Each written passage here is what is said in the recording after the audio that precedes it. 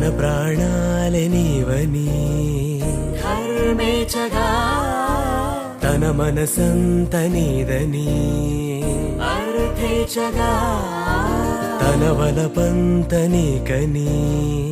కామేచగా అవధులు లేని ప్రేమకై మోక్షేచగా